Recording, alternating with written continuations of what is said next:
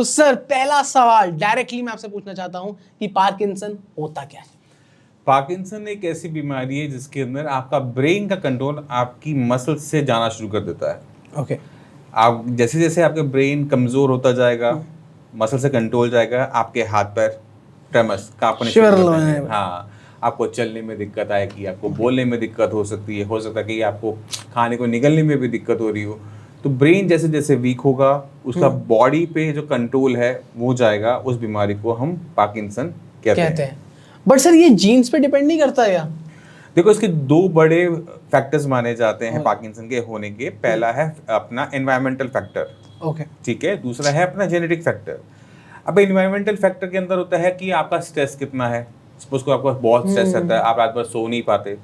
अब रात को आप सो नहीं रहे हो और आप उम्मीद करते हो कि अगले दिन आप काम करने जा रहे हो, अगर ये रूटीन में हो रहा है तो ब्रेन में रिपेयर का काम नहीं हो पाता। इसको इस तरह से समझो कि हमारी बॉडी में जो रिपेयर का काम है वो डेली बेसिस में होता है। बॉडी का मतलब है हमारे ब्रेन में भी वो डेली बेसिस पर होता है। जब हम बहुत ज़्यादा एक्सरसाइज कर लेते हैं, शॉपिंग कर कर आते हैं, तो हमारी मांसपेशियों में बहुत दर्द हो रहा होता है। हम कुछ घंटे सोते हैं सिर्फ, और जब मॉर्निंग में उठते एकदम फ्रेश उठते हैं। रात को सोते समय हमारे ब्रेन में हुआ रिपेयर, हमारी बॉडी में हुआ रिपेयर। हमारी बॉडी में दो एक्टिविटीज पैरेलली हो रही हैं। एक कैटाबॉलिक एक्टिविटीज यानी टिश्यू का टूटना, ओके, और एक एनाबॉलिक एक्टिविटी जिसमें टिश्यू का रिपेयर होना। ये दोनों एक्टिविटीज साथ साथ चलती रहती हैं। बट एनाबॉलिक एक्टिविटीज रात को बढ़ जाती हैं, कैटाबॉलिक कम हो जाती हैं, क्योंकि बॉडी कुछ कर ही नहीं रही होती है ना। दूसरा क्या होता है, वो है ओवर थिंकिंग। कोई भी चीज़ है, मान लो कि यार पॉलिटिक्सली जो चल रहा है इंडिया के अंदर, आप उसके बारे में बहुत ज़्यादा सोचते रहते हो। उसमें ये हो जाता, मैं पीएम होता तो मैं ऐसा होता, मैं सीएम होता तो मैं ऐसा होता। लोग ये ना ओवर थिंकिंग करते रहते हैं। तो जब आप बहुत ज़्यादा ऐसे डिप्रेसिव या ऐसे थॉट्स जब आप माइंड में रखते हो ना, तो आपकी ब्रेन की जो डिग्रेडेशन है ना वो बढ़नी शुरू हो जाती है, क्योंकि आप रात को सोने से पहले भी ये सोच रहे होगे। तीसरा में जो फैक्टर देखने को मिलता है, वो अक्सर देखने को मिलता है जब कोई इंसान रिटायर्ड होता है तो उसकी लाइफ में ना मोटिव खत्म हो जाता है। फ्रेंड्स हैं वो धीरे धीरे जा रहे हैं, ठीक है, हेल्थ है वो साथ नहीं दे रही, आपके पास कुछ काम नहीं है, किसी एक्टिविटी में इन्वॉल्व नहीं हो, सुबह उठते हो, टीवी खोलते हो, फोन खोलते हो और उसको बस स्क्रॉल कर रहे हैं, फेसबुक वगैरह। तो ब्रेन इसको भी पसंद नहीं करता। ओके, ब्रेन इसको भी रिएक्ट करना शुरू कर देता है। आपके अंदर डिप्रेशन, एंग्जाइटी बननी शुरू होती है, जो धीरे धीरे पार्किंसन में भी कन्वर्ट हो जाती है। तो आपको ये समझना पड़ेगा कि अगर पार्किंसन से निकलना चाहते हो तो आपको इन सारे फैक्टर्स में से काउंट करना पड़ेगा कि आप पे क्या अप्लाई होता है।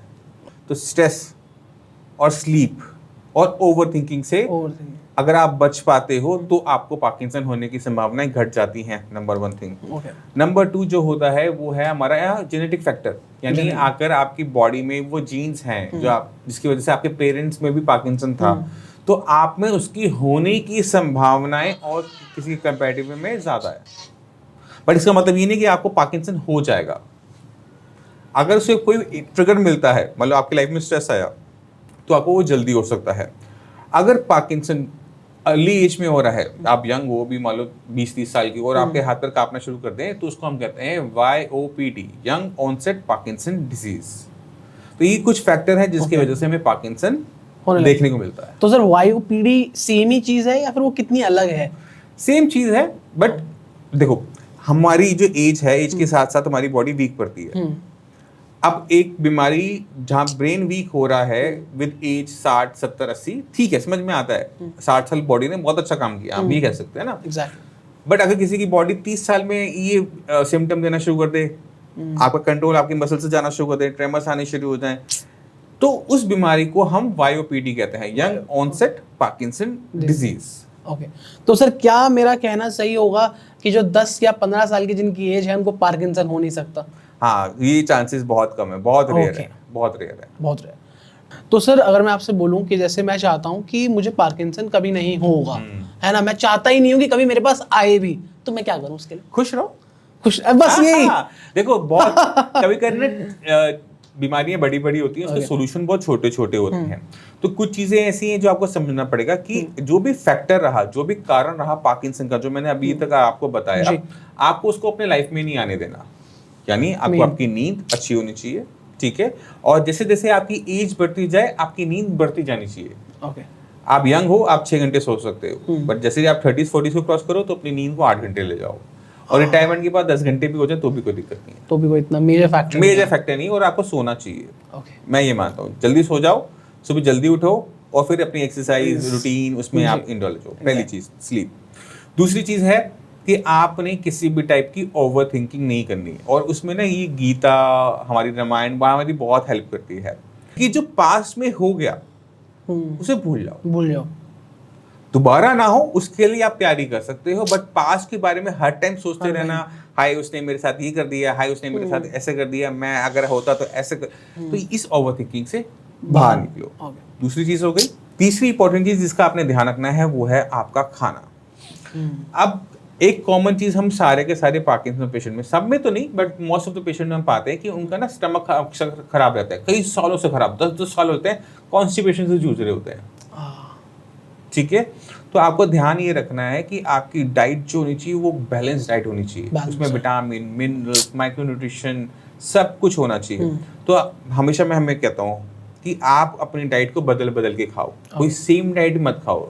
आपके घर में अगर सिर्फ 4 सब्जियां आती हैं, घिया, तोरी, टिंडा, तो आपका घर बीमार होने वाला है। आपके घर में सारी सब्जियां, बैंगन, भिंडी, टमाटर सब आना चाहिए।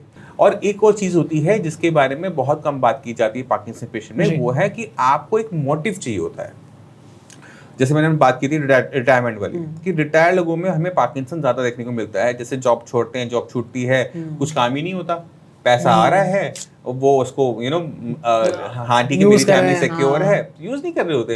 वो एक सिक्योरिटी होती है, अब मुझे काम करने की जरूरत नहीं है, मुझे रूटीन में रहने की जरूरत नहीं है। ये सबसे बड़ी गलतियों में से एक होता है।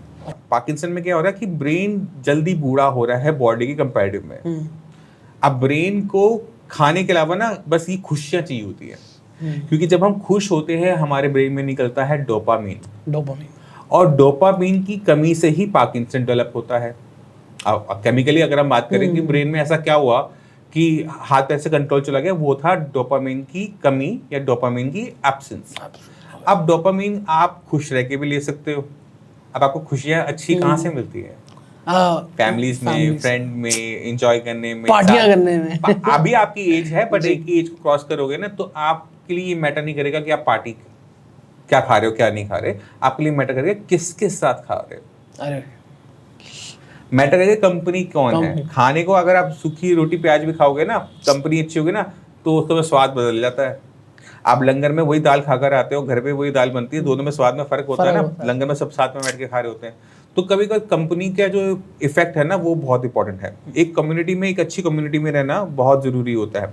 तो होता ही है कि अब जैसे लोग बच्चे हो गए, सिटीज में आ गए, पेरेंट्स गांव में रहते हैं, वो एक दिक्कत है, अकेले रहते हैं, पूरा घर बड़ा सा दे रखा है बच्चों ने, और 2 जने उसके घर के अंदर रहते हैं। तो वो ना बच्चों से बात करनी, अच्छा अभी वो जॉब कर रहा होगा, अच्छा वो अभी काम कर रहा होगा, अच्छा जब उनके ग्रैंड चिल्ड्रन हो जाते हैं तो अरे वो बेटी अभी स्कूल से आएगी, फिर मैं उससे बात करूंगा, अब इसकी ट्यूशन शुरू होगी, मैं उससे बाद में बात करूंगा, फिर जब फोन किया अच्छा वो तो खेलने गई हुई है।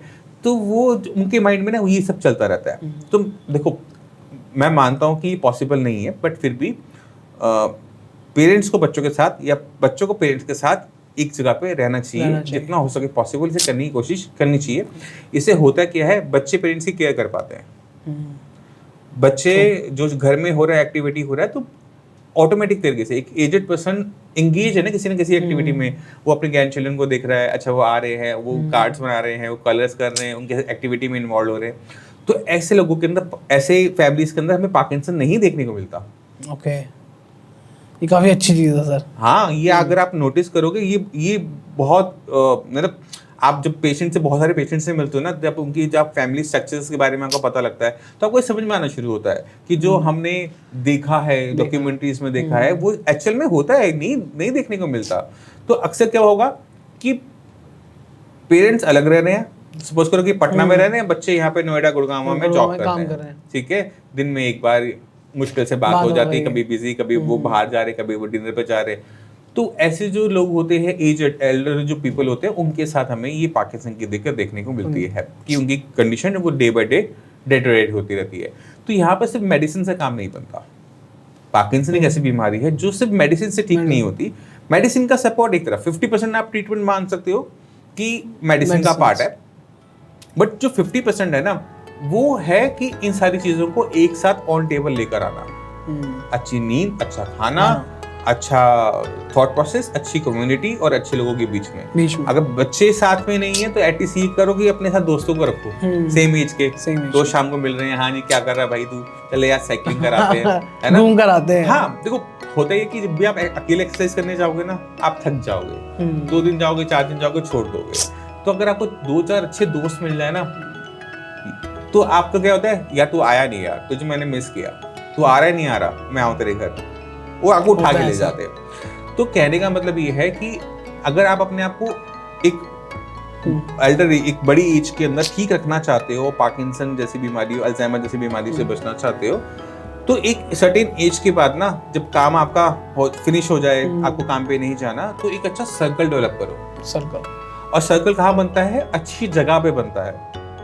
तो जैसे आपकी साइकिलिंग करने की हॉबी है, तो जब साइकिलिंग करोगे ना, 2-4 दोस्त साइकिलिंग करते करते मिल जाएंगे, वहीं पे राम राम हो जाएगी। हाँ जी, जैसे पार्क में लोग मिल जाते हैं ना, गुल मिल जाते, जानते राम राम हो जाती है। अरे शुक्ला जी। हाँ, तो धीरे धीरे आप एक दूसरे को जानना शुरू करते हो, फ्रेंडशिप होती है, फिर एक दूसरे के घर जा रहे हो, चाय पी रहे हो, एक दूसरे के लिए गिफ्ट ला रहे हो, तो एक वो सर्कल डेवलप होना शुरू होता है। तो आपको इन सारी चीजों का ध्यान रखना पड़ेगा, क्योंकि जब भी आप किसी अच्छी चीज से मिल रहे हो, अच्छे लोगों से मिल रहे हो, तो डोपामाइन अपने आप रिलीज हो गया। उसके लिए आपको डोपामाइन की टैबलेट नहीं खानी पड़ती।